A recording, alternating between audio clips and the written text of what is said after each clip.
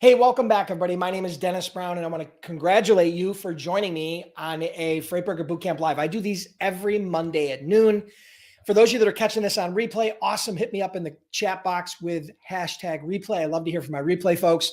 And for those of you that are just joining me live now, thank you for joining me. I've got a treat for you today. We're going to be doing a freight broker agent interview. Now, this is a past student of mine who has started as a freight agent a couple years ago, grew his agency to over $12,000 in profit, where he was sticking $12,000 a month in commission in his pocket. And he's now converting over into becoming his own freight brokerage. His freight broker authority is just going live now. And so we're going to be talking to him, and I'm going to be introducing him in a minute or two. But before we do that, I'm just going to let a few people get live, and let me know in the comments here where you're logging in from. Give me the city and state you're logging in from. We'll try to do some shout outs before we start the interview.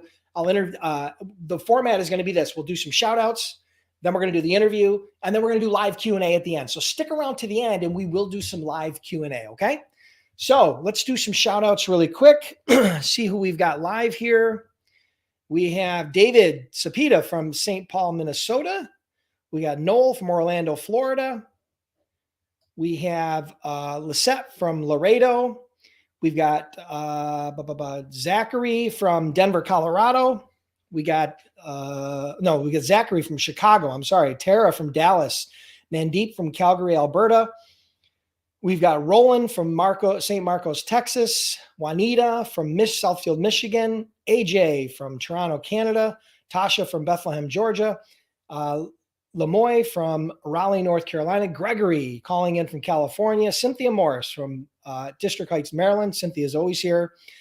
Inner Fire Logistics from Houston, my good friend in Houston.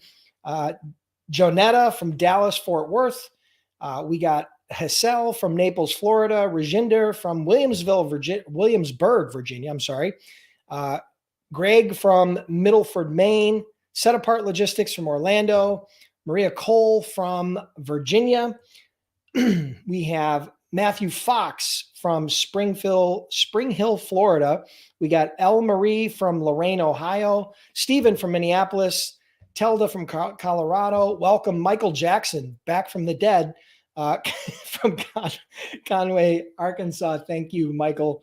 Maybe you can moonwalk for us later. Bryce from Bel Air, Maryland. Jennifer from New Jersey. We got people from all over the place. And what's really cool is my guest, who I'm going to be introducing here in a couple of minutes, is joining us. He's not even from the United States, and he's not from Canada, and he's never been to the United States, but yet he built a successful freight agency where he was putting in his pocket over $12,000 a month in profit. And now he's launching his own brokerage. He's pivoting away from the agency and launching his own brokerage. Now, this is a question I get a lot from people. Should I start as a freight agent? Should I start as a broker? What the pros and cons? What if? Should I? Why should I? So we're going to answer a lot of those questions today. Okay. So that's what we're going to do here. So again, for those of you that are just joining me, thank you for tuning in. Again, today we're going to be doing a freight agent interview. We're going to be interviewing a gentleman who's a past student of mine and someone that has an incredible story. He started his freight agency a couple years ago, grew it to about $12,000 in commission per month that he was profiting. And now he's pivoting over and starting his own freight brokerage. He just got his own freight broker authority. So that's exciting. So that's what we're going to be doing. And then at the end, again, we're going to be doing live Q&A. And thank you everybody for joining me live.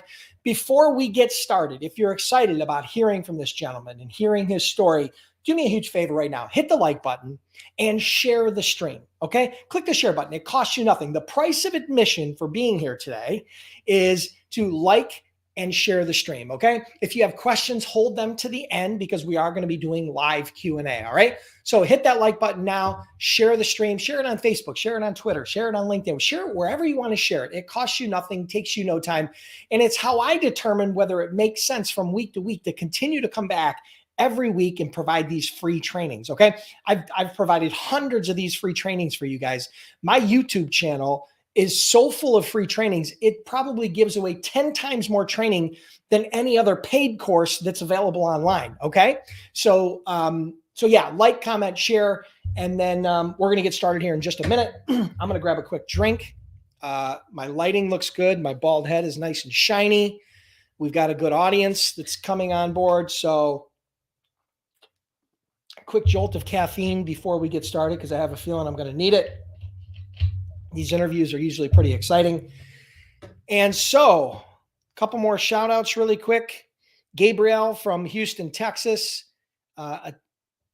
Atevi Barry from Michigan. Melissa from Englewood, Georgia. Michael Killian from Los Angeles, California. Islam from Chicago. We got people from all over the place. Congratulations. Thank you, everybody, for joining. Thank you for commenting. I'm in the Buffalo, New York area. So without further ado, I'm going to introduce my guest. This gentleman goes by the name of Romeo Davila. And Romeo, can you hear me? I hear you. Awesome. Thank you for being here, my friend. Romeo and I met not long ago, and I'll do a quick introduction. He was the gentleman. He's a past student of mine. He was following me, and I'll let him kind of tell that story.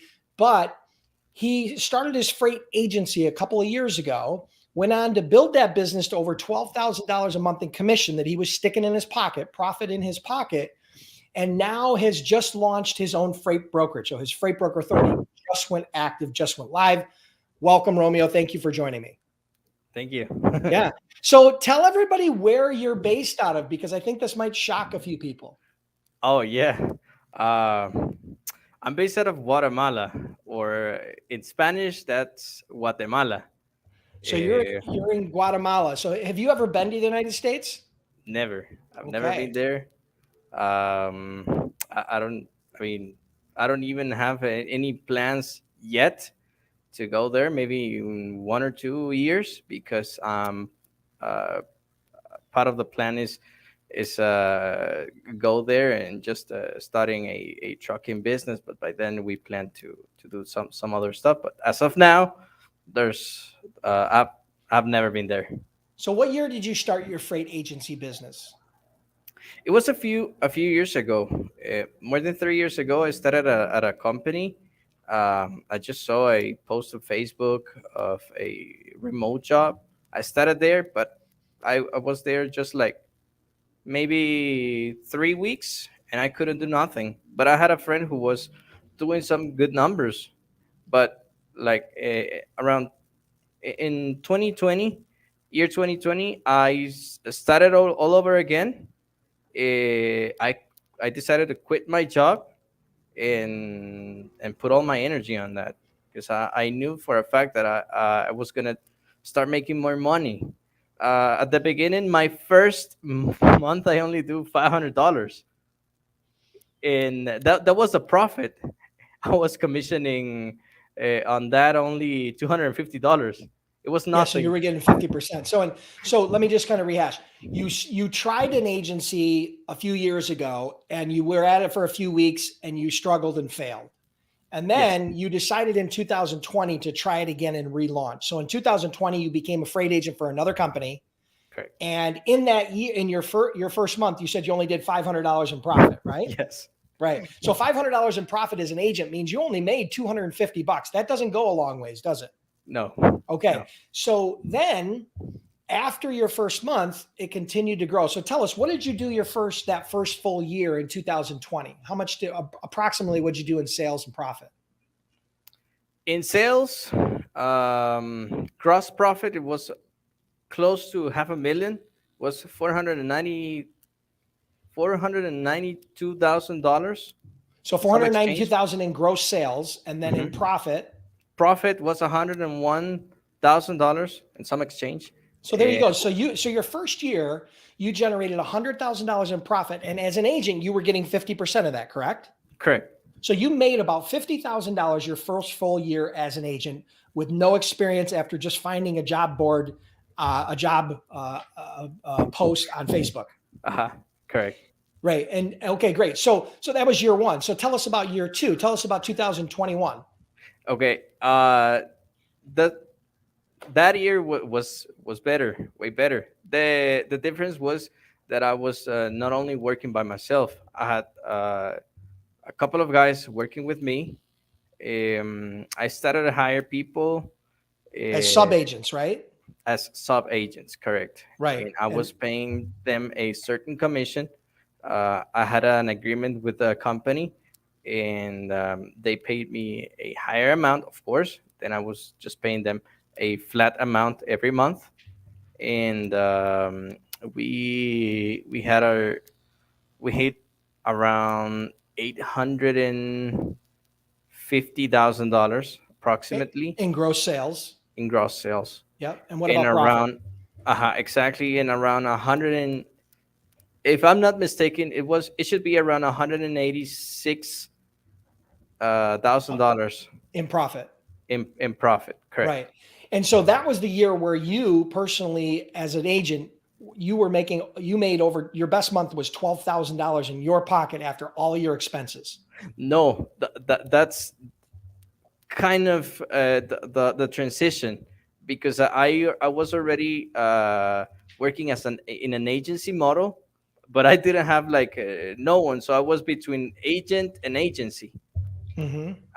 And but I didn't have that work by then. It was actually on the first year, by month eight, eighth or nine, if I'm not, Mm-hmm. yeah. And the sales were give me a second.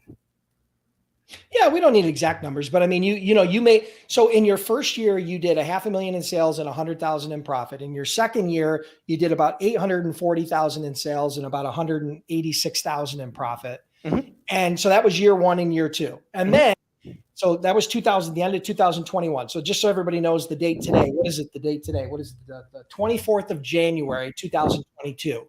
So at the end of 2021, you decided you were going to start to launch your own brokerage. Is that correct? Yeah, we started to plan that on September, on August. On September, we had the very first conversations with my partner in the States, and I told him that I wanted to open a new brokerage. At this point, I had to have someone in the States that I could fully trust, because in order to do that, you have to fully trust it's going to be your partner. And I was going to invest everything, pay I had to pay the bond, I had to pay the UCR registration, URS registration on the FMCSA, so that way I could get the DOT first, then submit all the paperwork, then get the Yep. bonds approval. Then once I get the bond approval, they act they set up active Your MC uh, number. the MC number, correct? Yeah. Yep. So So you that, started that in the summer, fall, and then yeah, that kind of that process. And then in when did your broker authority go active?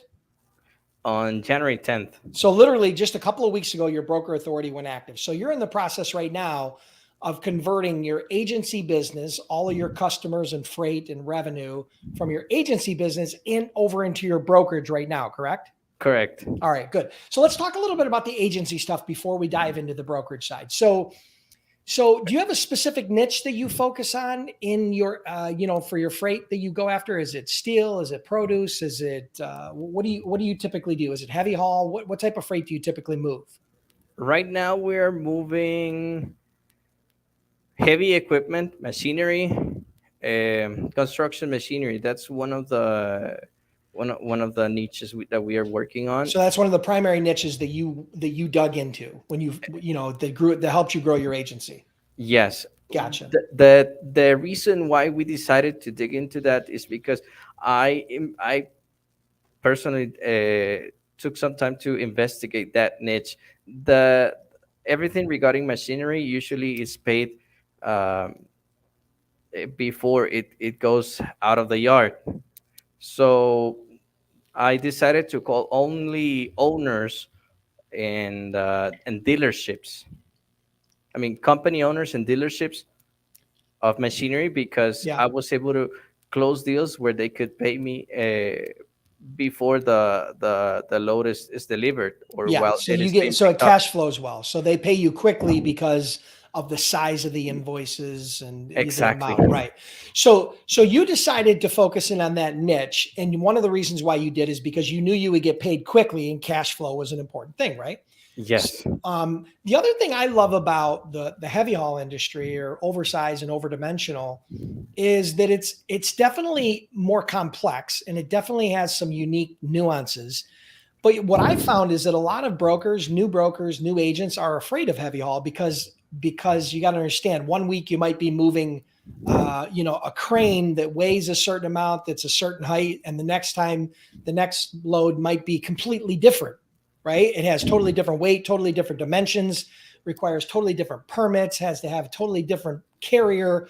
And there's a lot of complexity to heavy haul. But if you invest time and energy and you research it and you learn it, it can be an incredible competitive advantage because most people won't do that. Is that what you found?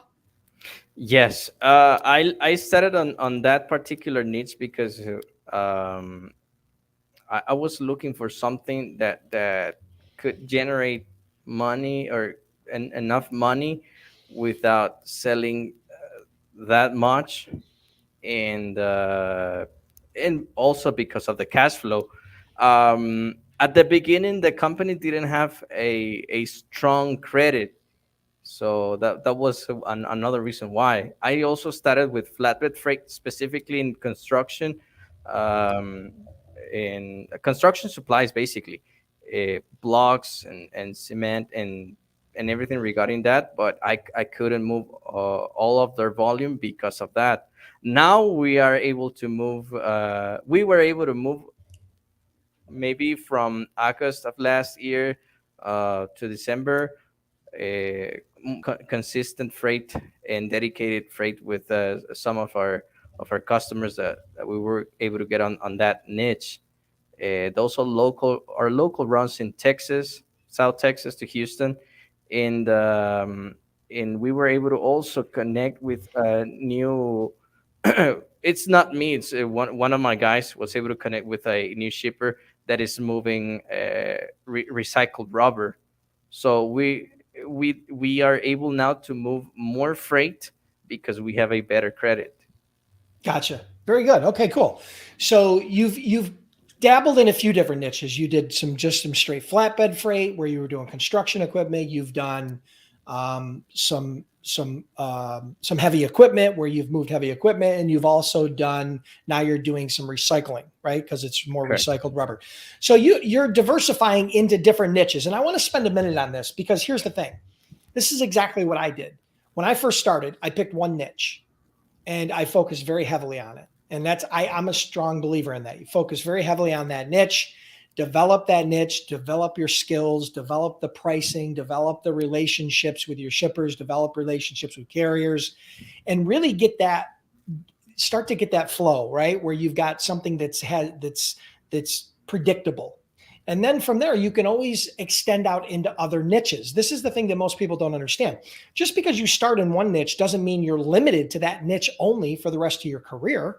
I mean, you can expand into other niches, just like Romeo did, just like I did, just like any other successful broker or agent does in most cases. So I think that's interesting. So on the agent side, tell me this, as far as give us an example of one of your most profitable, if you can recall, one of your most profitable loads that you've ever moved, probably a heavy equipment load, I'm assuming, right? Because it was probably big dollar signs. Give us an example of maybe one of the most profitable loads you've ever moved. The most profitable load, it's kind of embarrassing, and trucking companies will kill me. But anyway, it was a load that the shipper was paying about 40, no, like $38,500 on that Mm-hmm. load. 38,500. Uh-huh. That's In, what you quoted the shipper. uh-huh. And then the carrier offered to do the load for 21,000. 21,000 on a heavy haul. Okay. So Yeah. that's, just so you know, that's an incredible profit. It's like $17,000 in profit, but he didn't force the carrier to move that load. It's $21,000. The carrier agreed to move it for $21,000. Now that's unusual. Okay. That's an And unusually high profit. I didn't choose the cheapest, by the way, because I Right. had another offer of 19,000, but I just didn't want to go with that guy because Right. I didn't So have it listen, on here's my the thing. face. You have nothing to feel bad about. You didn't force the carrier to take the load at 21,000, and the Yes. shipper saw enough value in giving you the load for 38,000. So ultimately, you don't have anything to feel bad about. And the carrier has nothing to be upset about because they got what they asked for, right? They asked for 19 or $21,000 and they got paid $21,000. You didn't short them, right? You gave them everything you promised. Yep. Right. So you have nothing to feel bad about, but just know that's an example of how profitable heavy hauls can be, but they're not always going to be that way. But it wouldn't have been unusual to make $3,000 to $5,000 or more on that type of a load, right? Yeah. And that would be very, very common. This just happened to be a highly profitable load, and sometimes they are, because you got to understand, heavy haul and overdimensional, those loads can get very complex. I mean, there's a lot of work that can go into these loads. I mean, I'm not My talking about a typical one pick, one drop van load, right? That's yeah. very simple. I mean, you might have literally hours and hours and hours into just providing a freight quote for a load like this. Okay. And then not only that, but the follow up, the permits, the complexity, all of the legalese, because there's a lot of complexity that goes into heavy haul freight. Matter of fact, I'm not a heavy haul expert by any stretch of the imagination. Romeo knows more about heavy haul than I'll probably ever know. But I know that we had a lot of agents that did do it, but they were very, very good at what they did, and they got paid. They got paid handsomely to do it. So congratulations to you. One just a little comment on that. I post only half of my loads on truck stop or the different load boards out there. Uh, Usually I use the same carriers for everything. So they tell me that they have a truck, let's say in Texas, and they try to find something going close to where my load is at, and that way I can get better rates. Right. Um, Sometimes I've been looking loads for them, even that are not mine. I just talk to other people and see if they have something for my cares, so that way they can go and get my load. Yeah. Let me explain that a little bit further. So Other Romeo brokers. carriers that have specific equipment and he has relationships with them. But if he's got a load picking up in Houston and the carrier that he wants to use is in Dallas, that driver is going to have to drive all the way from Dallas to Houston empty. Okay.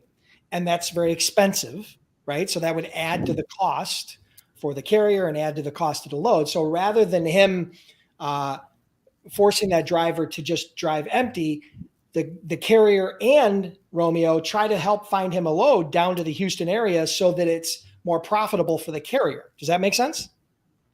Right. So the carrier doesn't have all that deadhead. Right. So in situations like that, where you're struggling to find a truck in a market, or where you have a specific carrier you want to use, helping them to find a load to get closer to your load, whether you get paid on that or not, whether you benefit from it or not, it helps your partner, the carrier, and ultimately helps your shipper, because now you have the carrier of your choice hauling that load. So you have a higher level of trust. You've got more rapport with them. It's much going to be a much higher level of service than just finding some random carrier that you've never used before off a load board. Because you got to remember the value of that piece of equipment. How much did that piece of equipment cost? Hundreds of thousands, right? Yes, Yeah, like hundreds of thousands of dollars. I mean, you got to understand, a tractor can cost you $250,000. A bulldozer, a big bulldozer, or a big piece of equipment can cost you millions of dollars. I mean, literally, that can be the value of some of these loads. So there's a lot of complexity there, but I think it's very interesting. All right, so tell me this. We're going to continue to flow on here. So, what's one of the biggest lessons you learned, as an agent about growing a successful business? I mean, what if there's one or two things you could share with the audience about building a successful freight broker agent business? What would it be? I mean, you've been doing this for a few years now. You've been successful. Give us a little bit of insight. um, let me say it in short terms. You have to be consistent on your follow up, because people does not trust you, and they they will never give you a load in one call.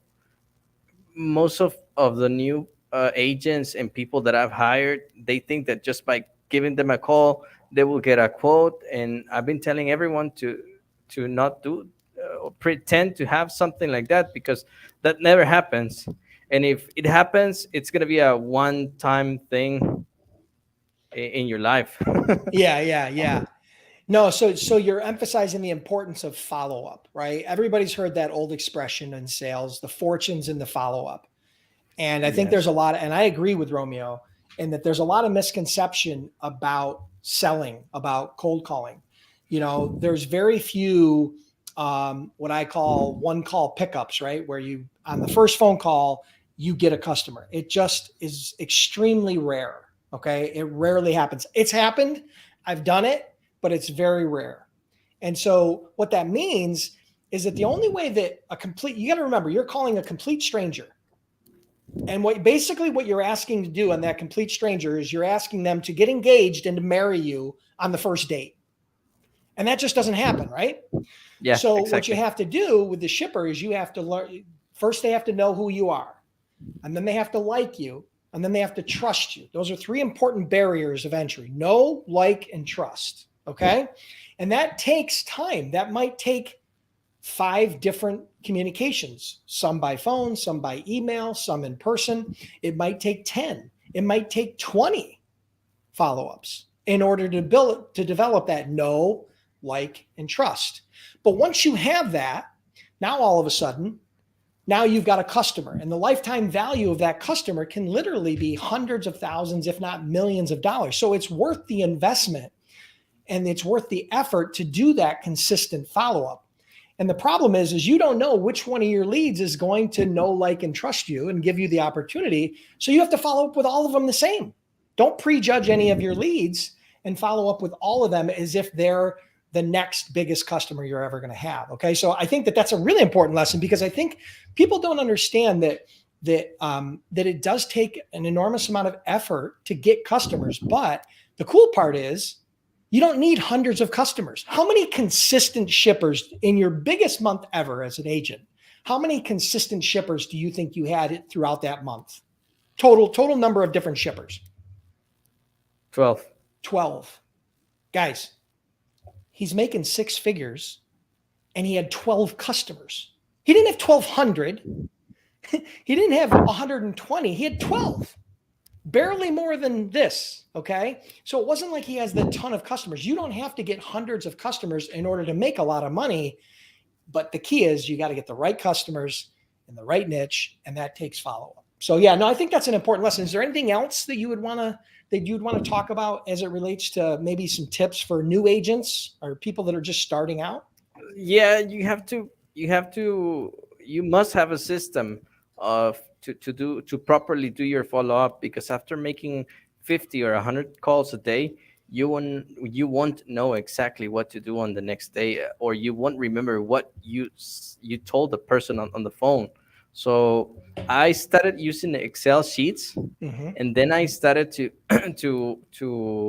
I moved to a CRM. um And that's right now.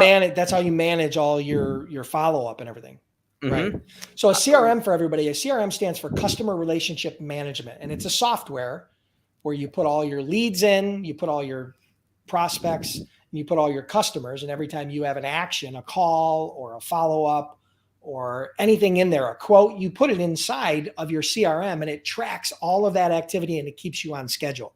Because without that, an Excel sheet gets pretty unwieldy when you've got hundreds of conversations that you've had over the last month, right? And all of Yeah. a sudden you don't know which one you're supposed to be following up with. So yeah, so that's, if you're going to be a broker and you're going to develop and grow a large brokerage and you're going to be doing a lot of outreach to different shippers, you're going to need a tool like that. Now here's the good thing. They're very affordable. What CRM did you use?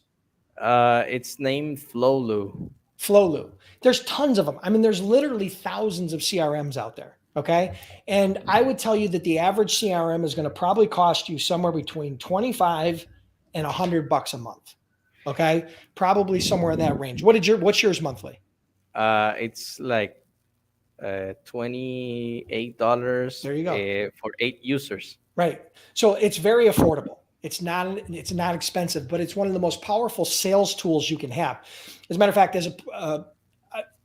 Romeo, you were part of my Freight Broker Sales Accelerator, right? Yes. Were you a part of my last cohort or the one Yes. before that? The last So the two. most recent one.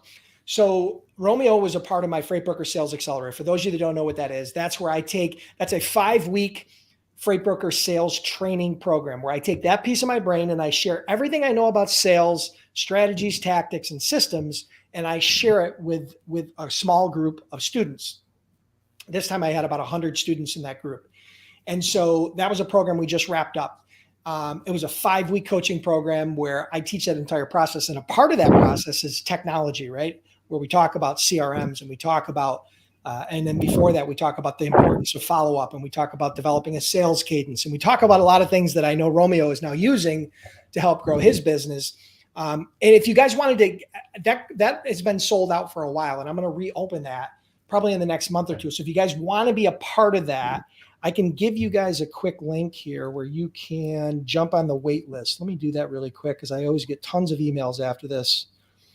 All right, so here's what you're going to do. If you want to get on the wait list, the only way you'll be able to be a part of the program is if you get on the wait list. So if you want to get on the wait list for the Freight Broker Sales Accelerator, which will probably be launching in the next 30 to 60 days, you got to go to freightbrokerbootcamp.com/waitlist. Okay, that's the only way you'll be able to do it.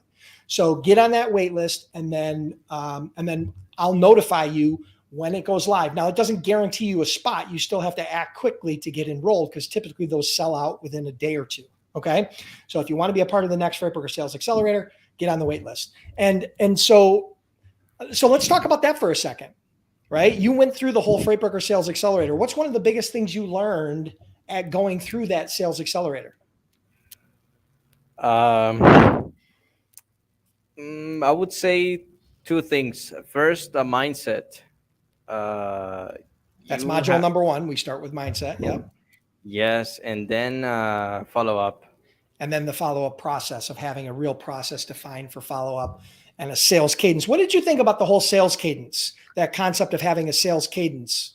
Having 16, where you gave us a like a template, like an outline, like a template where you have to get between 10 to 12. You have to connect with your customers in different manners. Yeah. Over the So it's like email, touching LinkedIn. people. Yeah, exactly. Yeah. So we use phone, we use email, we use social media like LinkedIn.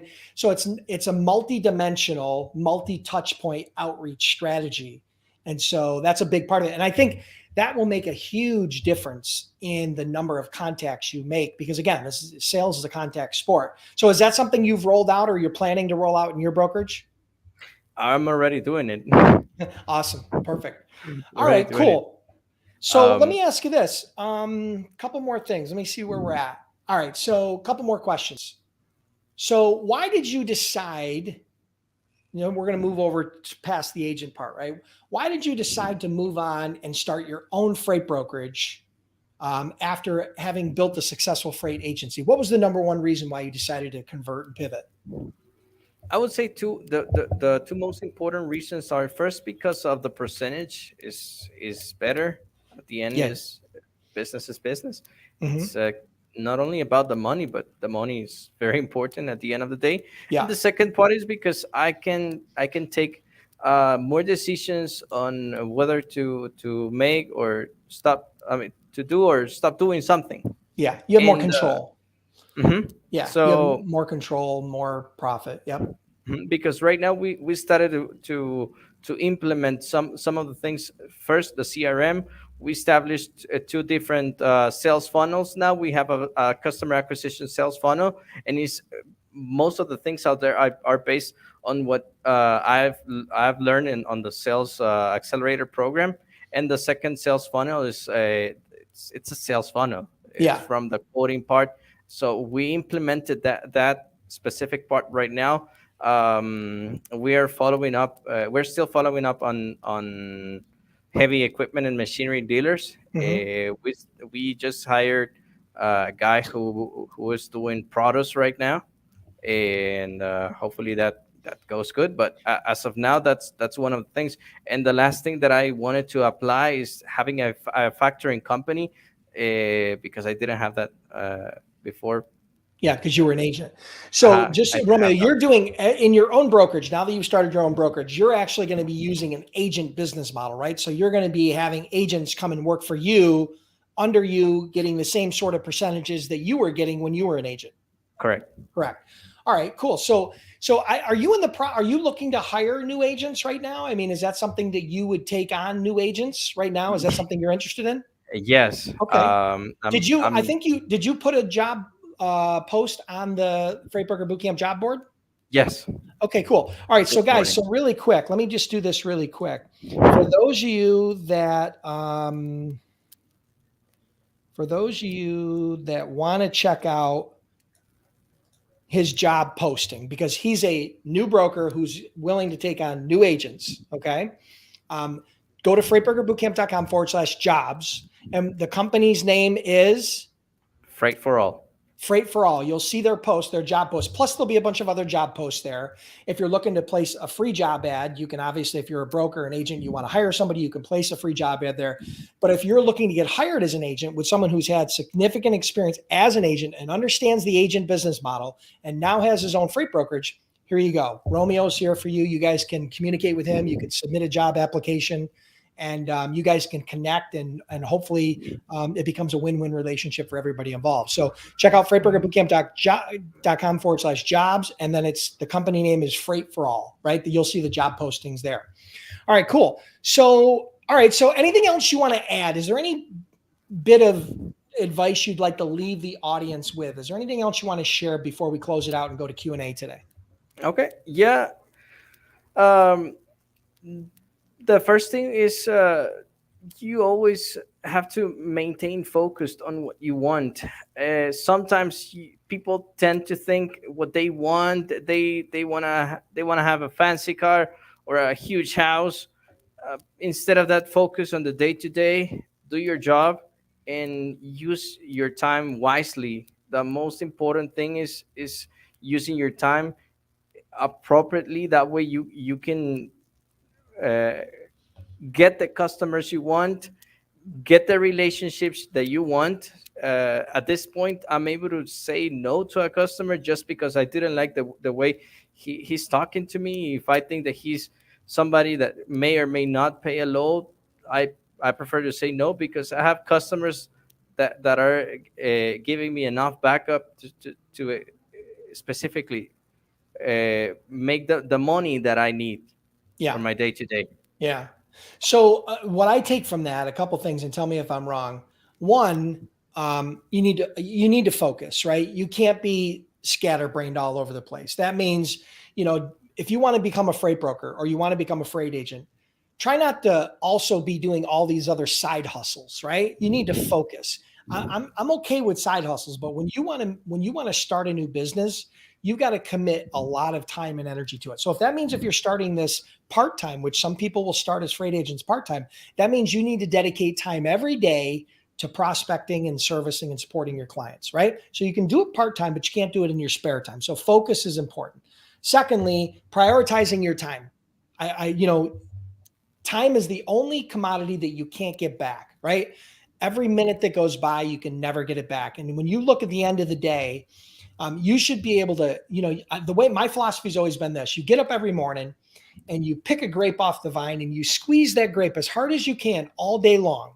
And at the end of the day, you're the only one that's going to know whether you really squeezed that grape and you got all the juice out of it, because you're the only one who's going to have to look in the mirror at the end of the day and say, I kind of sloughed off today. I kind of cut some corners. I wasn't real focused. I didn't work real hard. Or you can look in the mirror and be proud and say, listen, I gave it my all today. So if you take that sort of philosophy, you'd be shocked how far you can get in a very short period of time. It doesn't take 20 years to build a successful business. You saw Romeo built a very successful freight agency in just a year or two. And now he's on to grow an even bigger business as his own broker. So I think those are great pieces of advice. Romeo, also, you can see here on the screen, Fausto Davila. I recommend anybody who's looking to become a freight agent, you guys can check out his job posting. Thank you so much for being here. I truly appreciate it. And remember, guys, I know we didn't spend a lot of time on this, but Fausto is in Guatemala. He's not in Chicago. He's not in Miami. He's not in, New York or Buffalo, he's in a foreign country and he was able to do it. So I promise you, much like many of the other students, one of the most famous ones is Yogi Goswami, right? From India, never been to the United States, right? Had all kinds of obstacles, but guess what? If Romeo did it and if Yogi did it, you can do it. It won't be easy. I can't promise riches. I can't promise fame, but I can promise you that if you work hard, you can have the same sort of results as Romeo. And thank you so much for being here, Romeo. Why don't we jump into some Q&A? See you. Awesome. So, hey, for those of you that have Q&A or have questions, why don't you hit us up in the comment box? Now, if you have a question for Romeo, aka Fausto, say it's a question for Romeo or for him. If you have a question for me or if you want it for both, feel free to submit your questions. We'll jump into some Q&A. We'll do as many as we can. This interview went a little bit long, which is okay, but we'll try to get to as many questions as we can. And if we can't get the questions live, then we'll try to come back in here later and comment in the thread, okay? All right, so let's see. Lots of questions coming in. Okay, so here's a question. All right, so since I already have my brokerage in the works and will be getting my bond soon, should I still proceed with my agent, being an agent, and keep my brokerage open to try and build up credit for the year? Romeo, why don't you take a stab at this? What are your thoughts on this? Because you've been in this position, you've been in a similar position, and you know some of the pros and cons, right? That's what I'm noticing. In my opinion, you can start moving some loads with a new brokerage because it's going to be hard to establish your credit. Many carriers will tell no because you don't have a credit. Simple as that. And on the agency, you will have the concept of having a established credit. Of course, if it's a good credit. If it's a bad credit, go to the new brokerage. Yeah, I think I tell everybody, if you don't have a lot of experience in the industry, starting as a freight agent is the best way to start. I think what Romeo did was the perfect scenario. Start as an agent because you get to work with a company that's already established. They've probably already have the software in place. They've already got the carriers set up packets. They have already got credit. They've already got a factoring company. They've already got all, those pieces in place. They've already dotted all those I's and crossed those T's if they've been in business for at least a year or two, right? And so you become an agent under them and let them do all that back end, and their credit's going to be good. So you're probably going to be able to get a lot more trucks to say yes as an agent than as a brand new broker. Now, as a brand new broker, you can do it. It just takes a little bit extra effort. You got to build up your credit, and it takes time. There was an entire interview I did with Elio Longaria, who's a past student, a couple interviews. One of them was how to build your credit fast as a new freight broker. And that's been a very popular episode. You guys can check that out on YouTube. It's something where he walked through an entire process, and I'm not going to repeat it here, but an entire process on how to get your credit rating from no rating up to like a C to a B to an A rating on the load boards, which is ultimately what you need to do. And it didn't take him very long to do that, but he walked through that process. So I would recommend you guys check that out. When I started, I did not start as an agent. I started straight as a brokerage, but just like everybody else, we had to negotiate with carriers to get them to move our loads. Thankfully, I only moved 12 loads my first month. So it wasn't like we were setting the world on fire. But ultimately, it can be a little bit more challenging as a new broker.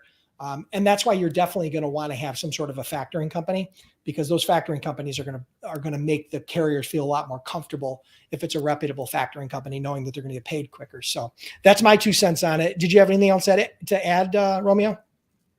No. Perfect. All right. So let's go to the next question. Gabriella, thank you for that question. I'm sure you're going to do great, whichever way you choose. For the wait list, yes. Fahad, the wait list is simply a text notification. So when the Freight Broker Sales Accelerator goes live, you will get a text. The text will tell you a link that you can go to see all the details for the Freight Broker Sales Accelerator program, and you will be able to enroll right there. So yeah, it's only a text notification. I like to use the text for these wait lists because I know you're going to get the notification. Whereas if it's in the email, you might have 100 emails in your email box, but I know you're going to see the text notification. So we do a text notification. So yeah, we only need your phone number for the notification. Okay. So for that wait list.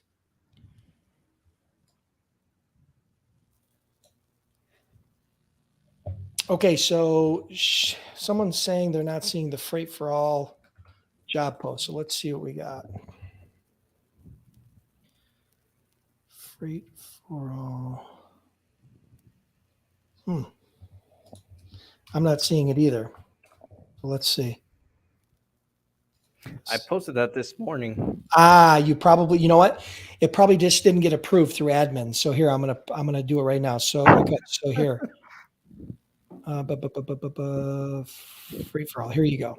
All right, so we are approving. Okay, so everybody that wants to see that job ad, go to the job board now. It just was approved. Okay, so I just approved it because those all have to go through an approval process.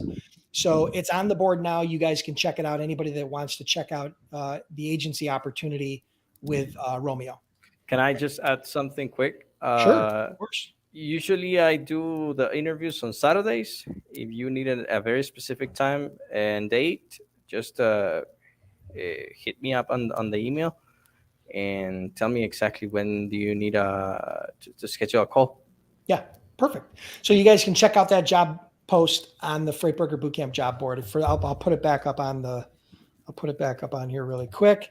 So if you guys want to check out the Freight for All job post where he's accepting new agents, go to freightbrokerbootcamp.com/jobs. You'll see the Freight for All job post, and then you can just respond directly with Romeo and his team about setting up an interview. All right, so let's go to the next question. Here's a good question. All right, so when is a good point to stop using a factoring company, or should you never stop using one? Okay, so let me answer this. Factoring is a tool that is typically used in the freight brokerage industry for startups and or companies that are going through a high growth period. It's not necessarily a long-term solution because it's more expensive than traditional financing. So as a new business, as a new broker starting up today, it's very hard to get a bank to give you a line of credit. Okay? Very hard to get a bank to give you a line of credit as a startup. But after you run your business for, 18 months, 24 months, after you run your business for a year or two, you can then show your results to the bank. You'll be able to show them your bank statements. You'll be able to show them all the proof of the success of your business and the growth of your business. And that bank is likely to give you a credit line. Now, if you have a credit line, you can now pivot away from factoring, because remember, factoring, even if the factoring costs you 3%, okay, let's assume the factoring costs you 3% per invoice, right? So you got $1,000 invoice and it's 3%. That costs you $30 for that load, to factor that load if it's 3%. I'm just doing easy math, okay? That in reality, that 3% is really you're only financing the invoice for about 30 days until the shipper pays. So that's 3% per month. So if you looked at that on a per annum, 12 months, that's the equivalent of a 36% interest rate on that loan on a per annum basis, okay? So if you get your own credit line through a bank, you're probably going to be able to get a credit line for somewhere in the range of 5 or 6 or 7% per annum. So do you see the difference? If you were paying 7% per year on a credit line, or you're paying 36%, the equivalent of 36% per year on factoring, which one's cheaper? Well, of course, the credit line, right? But most startups can't get their credit line. So I suggest freight broker startups use the factoring until they can get their own finance in place, right? That will pick up the slack of whatever that factoring company was doing. Does that make sense? I mean, did that make sense to you, Romeo? I know you're just getting into the factoring part of it now. I can add something to that. Yes, go ahead. There are two types of factoring. You have recourse and non-recourse. Mm-hmm. If you choose non-recourse, even if the shipper doesn't pay to the factoring company, they'll pay you. but there are not too many non-recourse factoring companies for brokers. Yeah. And the fees are So higher, just so you know. Non-recourse factoring fees are always going to be much higher than recourse. And what he means by that is if Romeo factored an invoice to a factoring company, a non-recourse factoring, if that shipper didn't pay the factoring company, then Romeo's already got advanced that money. But if on the back end they didn't get paid, the factoring company didn't get paid, they don't charge that back to the broker. But in a recourse, it means they advance you the money, but if the shipper doesn't pay later, they're going to pull that money back out of future deposits, right? So they're going to hold that money back. Mm-hmm. But one thing, number one, there are very few non-recourse factoring companies out there. Number two, the fees are a lot higher. And number three, be very careful, because non-recourse, there's usually some fine print in there in those deals. So be very careful of assuming that there's no recourse, right? Sometimes there are loopholes for that. So just be very careful if you're selecting a non-recourse factoring. Most factoring done with most brokers is recourse, because the reality is it's only fair. If they don't get paid, then why should you get paid, right? The reality is you're bringing the shipper on, it's your customer. And if they don't pay, but ultimately, that's a decision you'll have to make. But that's a good point. Thanks for bringing that up. All right, so let's go to close that job board out. All right, let's jump to the next question.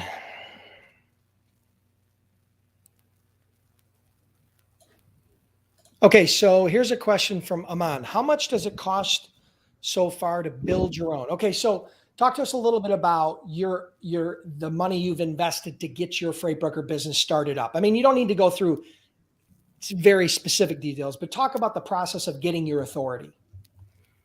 Okay, from getting the LLC or just the authority? Sure, the LLC. You had to set up an LLC. How much did that cost you? $1,000. $1,000, but you did that through an accountant, right? You did that through them, and they charged a fee for that, right? Okay, so let's say that was $1,000. You can typically get an LLC set up for a lot cheaper than that, but like he used an account. Yeah, usually for a couple $100. But he consulted with a CPA that gave him some additional advice about taxes and things associated with his business. What else? You had to do the freight broker application, right? The FMCSA application. What's that? $300. Yeah, $300. The URS, UCR, then the UCR, which is $60. $60 a year, I think, and then you had to do the BOC3. Yeah, it was $30 with an agent. $30 for an agent, and then what other major? Oh, you had your bond. How much did you get your bond for? $1,875. $1,875. So $1,875 per year for the bond cost. So if you look at that, you're talking about even with that high expense for the LLC, you're talking about less than $3,000 total startup cost to get his broker authority. And then from this point forward, obviously he's going to have to start he's going to convert those old customers over from his agency, and then he's going to start moving freight with them in his new brokerage under his own MC, right? So that's part of the process he's going through now. Is there anything else you want to add to that startup cost, or anything else that we missed? The monthly costs, if you want me to add them, are also cheap. The website cost me like $35. Yep. I'm building it by myself. Mm-hmm. Then the telephone lines. Yep. Like 4 of them, I'm paying $135. Who do you use for that? I use Intermedia Unite. Okay. I used to have Ring Central. Gotcha. Okay. So you switched. Okay. What other, you got load boards? What load board do you use? Truck Stop? Truck Stop. Okay. What's that cost you? $100. $99. Anything else? The CRM. CRM, that costs you like $28 or something, you said? Yeah, $28 a month. Yeah.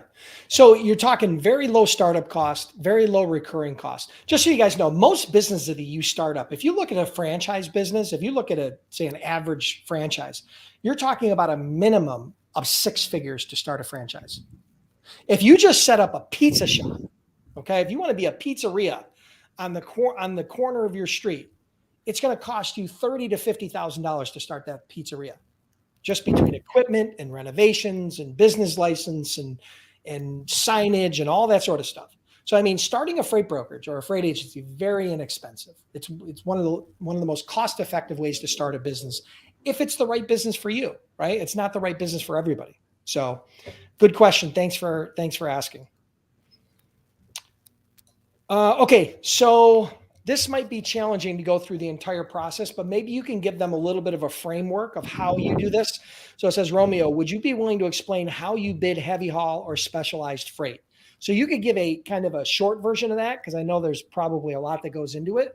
But what would be the process? If I asked you right now, Romeo, I've got a bulldozer that I need to move from point A to point B. Explain to me the process on how you would quote that out. The first thing is that when you're moving heavy equipment, you never give the number just like that, because numbers vary a lot. Even when you get offers from carriers, it's not like moving a flatbed load. If you get a flatbed load, it may vary from 2,000 to 2,200, but not that much. But on heavy haul, you could get an offer from a heavy hauler of $8,000, and then there comes another one with $10,000, and then another guy crazy asking you for $14,000, and that happens a lot. Now the question is how you bid. I'm guessing that you are going through load boards for bidding. Honestly, I used to have it. I used to bid it, but I just switched to cold calls. I don't make too many calls a day because I just strategize at who do I have to call, and I just try to make my job. I try to chill it. I mean, so let me ask you this. Step one, if I were to call you and say I have a bulldozer that I need to move from point A to point B, and the first things you would need would be like the dimensions of that load, right? You'd need, hey, how wide is it? How long is it? How much does it weigh? And where's it going? Is there anything else in particular that you need about that type of load? Yeah. For example, if it's too high, you can see whether or not it goes on an RGN or if it goes on a beam trailer. But that's why you got to gather that information up front. So you got to get all the details about that specific piece of equipment, right? Mm-hmm. And then from there, you gather all that equipment or gather all those details. And then you're going to reach out to some of your carriers. Is that the next step? Do you post it, or do you just reach out to the normal carriers that you do business with and then consult with them on what that's going to cost? I send them an email. So you send some of your regular carriers an email. I have like 25 different dispatchers who move heavy haul, and I've been doing business with them for a while now. Gotcha. And they've got a whole stable of carriers, and then they gather some rates on what it would cost to move that load. Mm-hmm. And then you compare those rates, and then you kind of figure out what you think it's going to cost on average for you to move that load, or you're going to have, or the most reliable carrier that you're going to pick, the one you have the most confidence in. And then you're going to add your margin on top. Yes. And then you're going to quote, and then you're going to send that quote over to the shipper. Yeah, I usually add 25% as margin because it takes a lot of time. Yeah. You also have to do your research. You have to check out the machine brochure, check dimensions. Sometimes it has standard equipment, sometimes it doesn't. So you have to figure it out. You have to make some phone calls to figure out, to have somebody out there at the yard to measure it and see if it has the standard units, and or if it doesn't, you have to see if something else comes. Also, if it is too wide, then you have to get escorts. An escort. So it's a lot. Yeah, there's a lot of complexity there. So if he were to get a quote back from a carrier to move a load, that bulldozer from point A to point B for $10,000, he typically would add 25% on there, and he would quote that shipper $12,500 because of the amount of time it's going to take for him to do all the due diligence to, number one, make sure the quote is correct, and number two, to dot all the I's and cross all the T's and make sure, because it's his responsibility to make sure that freight picks up and delivers on time in good condition. Even though the carrier is going to be hauling it, it's Romeo's customer. So it's Romeo's responsibility. So like I said, it's a lot more complex. There's a lot more to do when you're quoting and moving loads like that, but you can also look at it. he made $2,500. He would make $2,500 on that load, as opposed to a normal, let's say a normal van load, one pick, one drop, where you might make $150 to $250, right? So he's making 10 times the amount of money off one load, but there's also 10 times the level of complexity, right? And the amount of time that it takes. So heavy haul and overdimensional stuff is usually going to be lower volume, but higher dollar value, right? In some ways, it's kind of like produce, right? Produce is similar in that respect. It's typically higher dollar value loads, right? Because they're perishable and they've got to get off the docks, and they know that they don't have time to waste, right? So yeah. So does that make sense? Does that help? I hope that helps, Levy.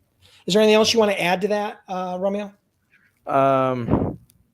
Yeah, the thing is that you must be expensive. You cannot be cheap. The thing is that you could lose a lot of money. If something goes wrong, they will ask you for a truck order not used. On heavy haul, those are no less than $300. And if they already pay the permits and they're already struggling to move it and all of that, it's gonna be way more. I paid $2,000 in truck order not used because of mistakes, and I've learned out of those mistakes, and I think I won't do it anymore. It never happen again, right? Those painful mistakes have a tendency to stick with you, and you learn from those mistakes. But everybody makes them, right? And it doesn't matter whether you're moving van loads or flatbed loads or heavy haul loads or produce or whatever it is. Those mistakes, those early mistakes, are what's gonna help propel your business, right? So yeah, so I think those are important learnings. All right. Do you have a particular factoring company that you're using with? What factoring company for new brokerages? If you go to my blog, freightbrokerbootcamp.com/blog, and you search for factoring, there's an entire post there. And actually you can download a list of top 10 freight broker factoring companies that I've made a list of that you guys can download. But what factoring company are you using? Have you picked a factoring company yet, Romeo? I have to choose this week whether or not choose. I have on one side JD Factors, it's a non-recourse, and on the other hand, I have Sumar Financial. Gotcha. So there's lots of factoring companies out there. There are some that specialize specifically in brokering. Just so you know, factoring companies operate outside of the transportation industry too. They're not just a freight tool, right? They operate in almost every industry, right? Anywhere there's a receivable, factoring companies work, right? So do your due diligence, make sure you're comfortable with the terms, make sure you trust them, make sure they've got a good reputation, and make sure you're paying a fair rate. What are the rates that you're seeing on the factoring side, Romeo? Non-recourse around 3%, 2.95, 3 and 3.5 is what I've seen. Gotcha. That are not too many out there. And what about the other one? Comes from 1.8 to 2.5. Gotcha. Okay. Recourse. Gotcha. So that should give you a sense, Darnell. Hope that helps. Mm-hmm. Okay, so here's a question from El Marie. Romeo, looking back, would you now just start your own brokerage or still start as an agent? I think I know the answer, but I'm gonna let you answer. Well, I already opened my brokerage. Yeah, but if you started over, what she's saying is if you started over to day one, would you start your brokerage now, or would you still become an agent first? If I go back with all the knowledge, brokerage. You knew everything you knew now, right? Mm-hmm.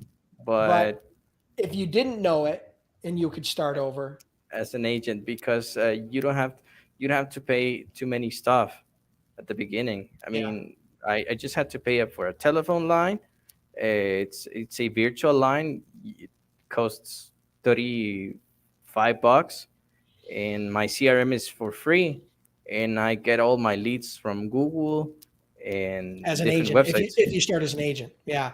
So starting as an agent is extremely low cost, extremely low risk, and extremely easy to get started. Okay. Some people say, "Oh, I can't find a broker that's willing to work with new agents." Well, guess what? You got one right here. And guess what? There are hundreds of others out there. The problem is everybody goes to the large brokerages like my old brokerage, Logistic Dynamics, or they go to all these other large brokerages that have established agent programs that are doing hundreds of millions of dollars a year in sales, they don't need brand new brokers. They've got a product that can attract experienced brokers. But if you work with newer startup type brokers or ones that have only been in business for a few years, they're going to be happy to bring you on a straight commission basis because their risk is literally zero, right? The only time they pay you is when you bring them new business, right? So it's not nearly as hard as you think. Romeo was able to do it a couple of years ago, and he got his business off the ground, and now he's moving into his own brokerage. But I think that's a good question. It's interesting. If you started over, would you start as an agent or as a broker? And like you said, if you knew everything you knew now, you'd probably start as a brokerage. But there's definitely some nuances to that. So No, I would prefer to start as an agent because I don't have to pay. I don't have high expenses. Yeah, low risk, low expense. So the answer is he amended his answer, which is he would start out as an agent, even knowing what he knows today.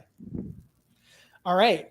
Because what he was able to do is he was able to get customers and cash flow. He was able to save enough money where now he's able to start his own brokerage and not worry about that cash flow. Of course, he wants to start making cash very quickly, but the point is he's saved up enough reserve where he can get through this startup process and he can he can advance carriers and he can do those sorts of things that he wouldn't have been able to do if he did that before he had any customers or cash. So yeah, I think that's important. All right. So here's a question. We're going to do one or two more questions and we're going to wrap it up for today. I know Romeo has a lot of work to do. This is for you, Romeo. What was the toughest thing you have faced so far as an agent? What's the toughest thing that you face? What's been the biggest obstacle for you as an agent during your first couple of years of growing your business? There are probably tons of them, but if you had to pick one, what would it be? Before we started the live, we were talking about that. I was bad on the phone. I was you were bad at sales. Yeah, I was super bad at sales. Yeah, So that's challenging. the challenge was that I was too nervous on the phone. Mhm. Then after making a bunch of phone calls, you notice that you start you start like knowing what to say. You have to also investigate about the niche that you're calling, because sometimes they ask you certain things that you most likely won't know. Mhm. For example, if you're talking about machinery and they talk to you about a bulldozer, and you ask, hey, what is a bulldozer? It's like, why? Yeah. Ding, ding, ding. Hang up. Yeah, Right. exactly. Yeah. So you yeah. need to be able to speak the lingo. And the only way that happens and to get comfort is to do it, right? You got to get on the phone. Everybody sucks before they're good. I told everybody the story, and Romeo and I laughed before we hit live because he told me, he came right out. He goes, I sucked at sales. And I go, listen, join the crowd. I was horrible at sales when I first started. I was the worst salesperson they had ever hired. I was terrible. I have no idea why they hired me. I have no idea why they kept me for the first couple months, because I was terrible and I wasn't making anybody any money and I was only costing them money. And then fortunately it worked out. And the same thing for Romeo. You got to go through those early days. So don't worry about sucking, because everybody sucks before they're good.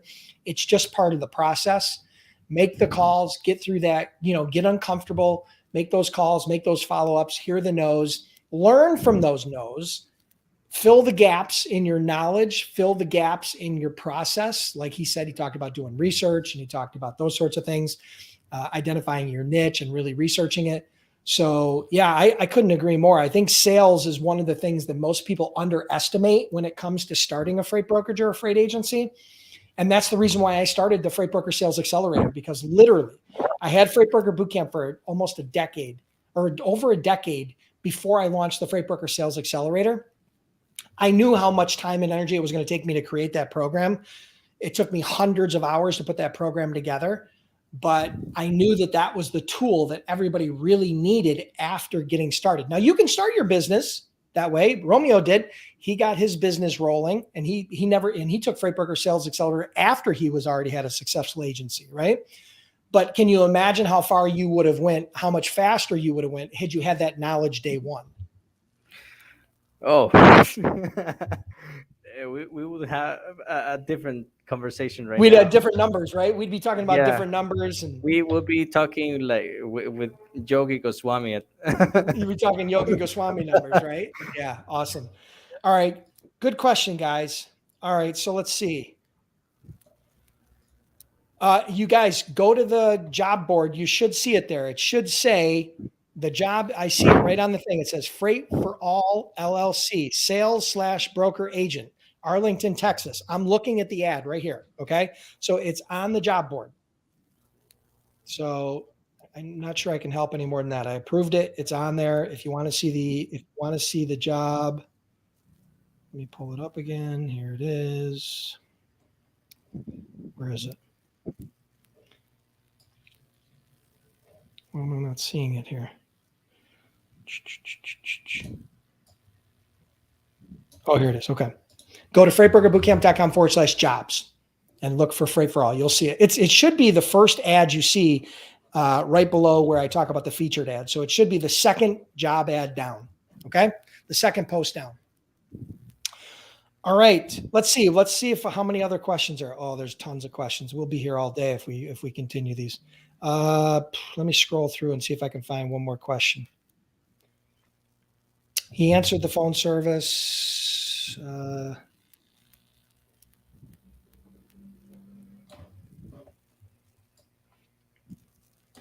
I'll answer this for you, Lisa. Are there any brokers that specialize in box truckloads? Yes. Some brokers specialize in kind of partial, what we would call like partials or expedited freight. That's usually either expedited or partials, right? It's not a full truckload, so you wouldn't necessarily run it in a 53-foot truck, but maybe you would run it in a 10 or 20 or 24-foot straight truck, something like that. So yeah, those are, people do specialize. That is a specialized niche. Could you mention that CRM again that you use? Flowlu. Flowlu. FLOWLU.com. FLOWLU.com. Check that out. A couple more. Let's see. Startup cost for a freight agent is next to nothing. You don't need a bond. You don't need a UCR.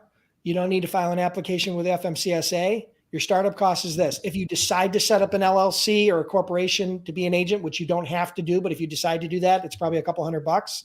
Other than that, if you have truck stop load board, that's going to cost you $100.